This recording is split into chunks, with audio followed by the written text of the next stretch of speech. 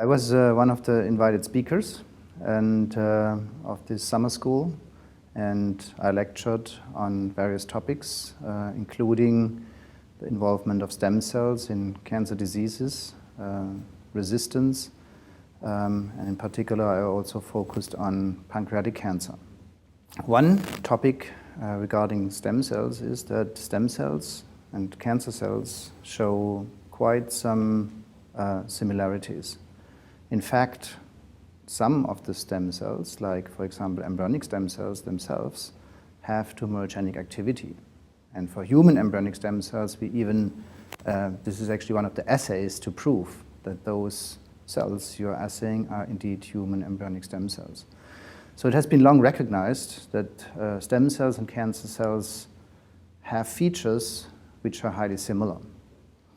So most recent data now even suggest that stem cells, our normal stem cells in some of our organs, are in fact the cell of origin of cancer.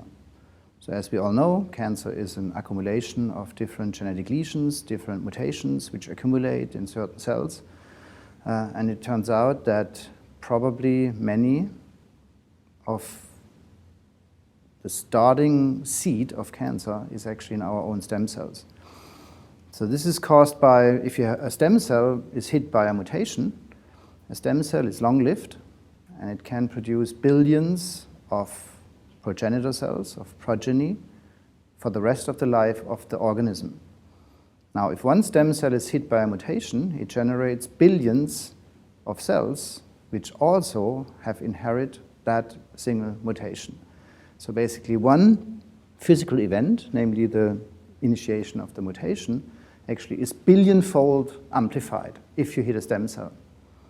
If, for example, a differentiated cell is hit by a mutation, which maybe lives only another week, actually it dies off, and with its death also the mutation is gone. So the system actually always clears mutated cells. However, it cannot clear these cells if the mutation happens in a stem cell. Not necessarily. However, is there a relationship between resistance and stem cells or cancer stem cells? And if you imagine or you know that our sort of standard chemotherapy has typically three main side effects which affect highly regenerative tissues. That involves the skin, we lose the hair.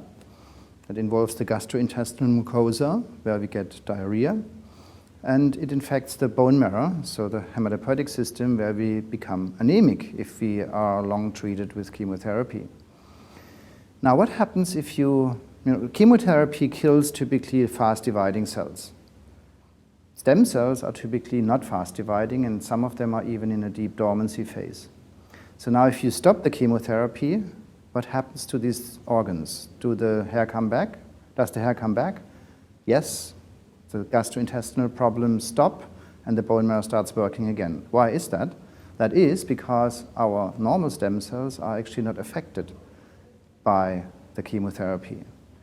They cannot be affected because if they would be affected, such drugs would be selected out because they would be too toxic. However, if basically our stem cells are the seed for the tumor, obviously these cells which are hit by the first, second, third mutation, which are derived from stem cells, they obviously also are resistant to chemotherapy. And this actually has founded sort of the idea of the cancer stem cell, which survives in response to therapies, and often these cells are very rare. However, if you stop the therapy, these cells have the clonal capacity to regenerate an organ, and if they're mutated, regenerate the cancer. And this nicely explains why we often see relapses and metastasis after initially, actually a therapy which worked quite nicely to reduce the main tumor mass, but these typically fail to also eliminate cancer stem cells. Well, yes, there is quite some effort to target or identify markers or signaling pathways which would specifically target cancer stem cells. Or a second approach is that it turns out that like normal stem cells, also cancer stem cells, can be in a at least transient state of deep dormancy, where they are totally, insensitive to chemotherapy, but also to targeted therapies. And so one could imagine to activate such cells first, and we know, for example, in the blood system, we can activate them with interferons, with LPS, mimicking viral, bacterial infection.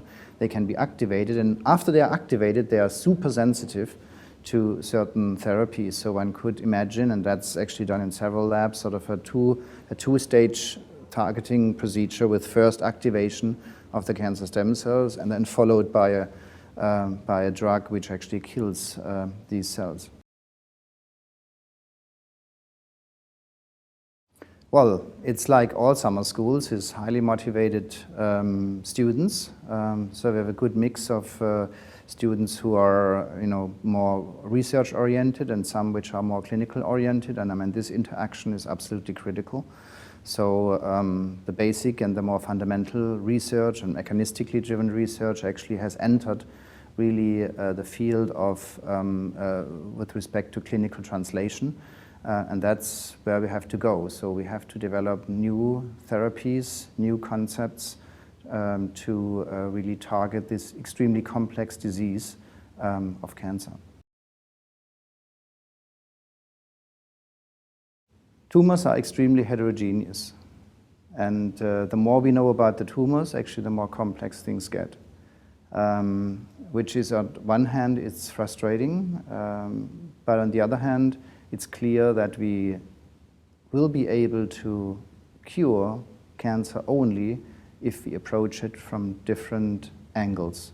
So basically using different technologies to eliminate tumors. That involves targeted therapies, that involves probably chemotherapy, it involves drugs which kill cancer stem cells, as well as immunotherapy. And if we can come up with sort of such a complex treatment strategy, I'm convinced that in 10 years we can cure more cancers than we can do today.